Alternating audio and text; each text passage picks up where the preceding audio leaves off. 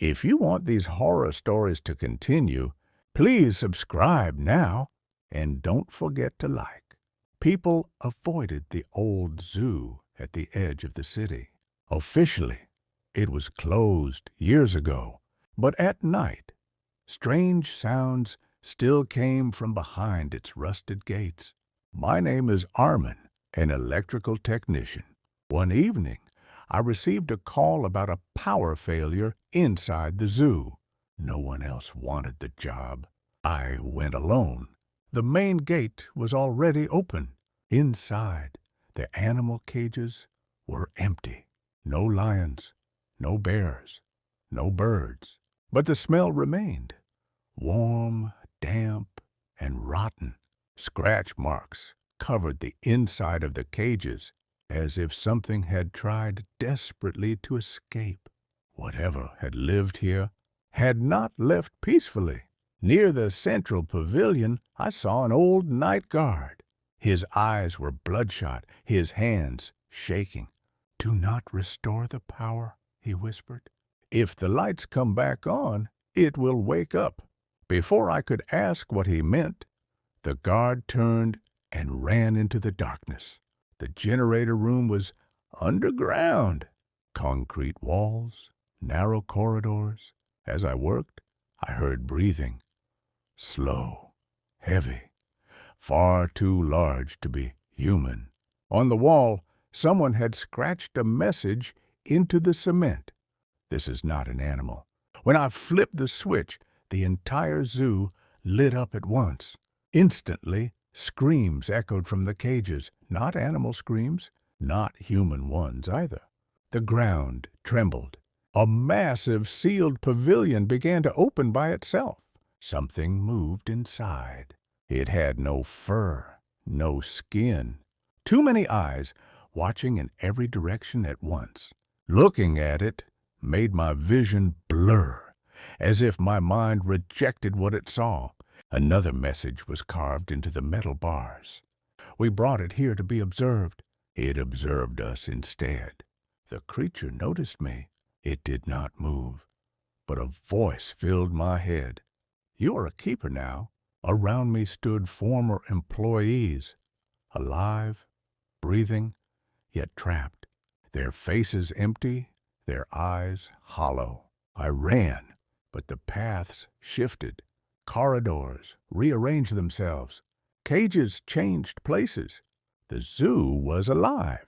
The creature appeared everywhere, always different, always watching. Part 9. I reached the exit gate. It was locked from the outside. Behind me, warm breath brushed my neck. It whispered, "Those who look, stay." I closed my eyes. By morning, the zoo was officially sealed again. Authorities claimed no one had been inside. But at night, if you stare long enough, you can see a human silhouette inside one of the cages. The new keeper, Evan, didn't notice when the zoo gates locked behind him. The metal clang echoed too long, as if the sound was swallowed instead of fading. The air felt heavier now, thick with the smell of rust and damp earth. Somewhere far inside the zoo, something exhaled slowly, like a giant animal waking up from a long sleep. He passed the old primate house. The glass walls were cracked from the inside, not outside.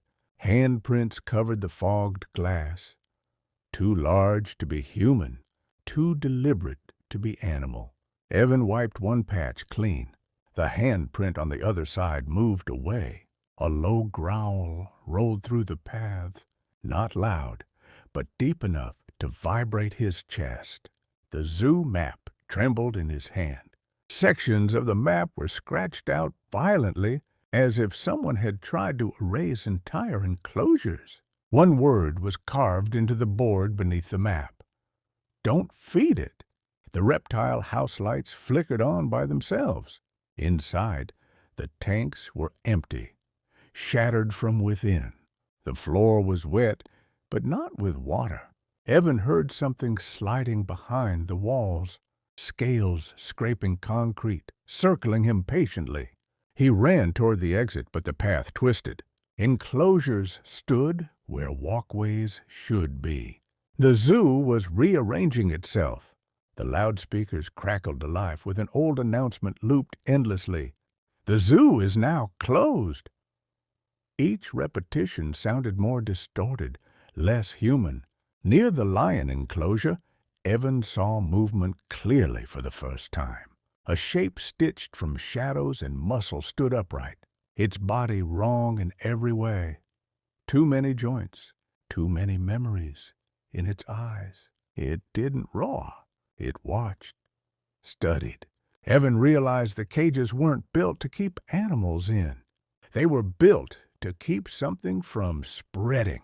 Claw marks covered the walls, all pointing inward, like the creature had tried to claw its way back inside after escaping. The creature finally moved. Each step caused the ground to tremble slightly, yet it made no sound. Evan hid behind a collapsed food stand, holding his breath. The creature leaned close, sniffing the air. Evan smelled old fur, metal, and something burned like a failed experiment.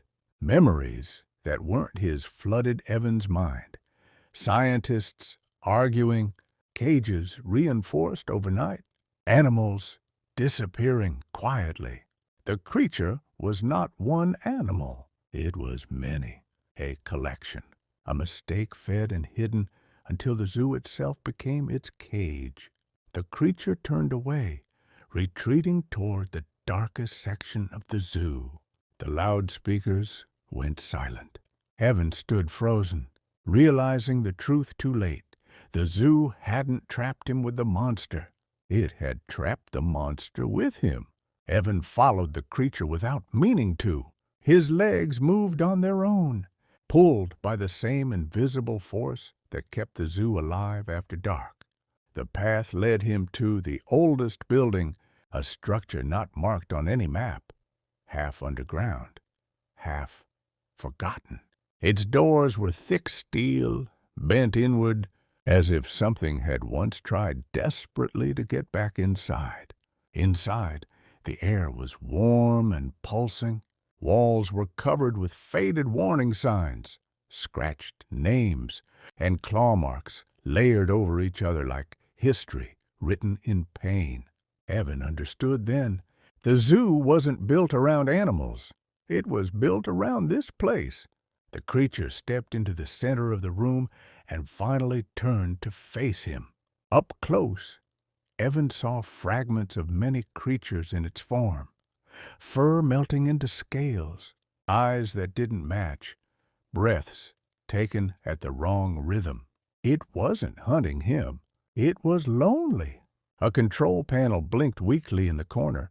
One switch remained untouched, labeled only with a single word. "Release!" Evan's hand trembled as he reached for it. The creature watched, not moving, as if waiting for permission. When Evan pulled the switch, the ground shook. Hidden doors opened across the zoo. Cages unlocked. Lights died. The creature let out a sound, not a roar, not a scream, but relief. It dissolved into the darkness, spreading through the zoo like a shadow finally allowed to breathe. By morning, the gates stood open. No bodies were found. No animals escaped. Only the zoo itself was gone, collapsed inward as if swallowed by the earth. Weeks later, a new sign appeared at the edge of the empty land. "Zoo coming soon." Sometimes, at night, Evan hears distant growls in the city, and somewhere inside those sounds, he recognizes himself, because something followed him home. The end.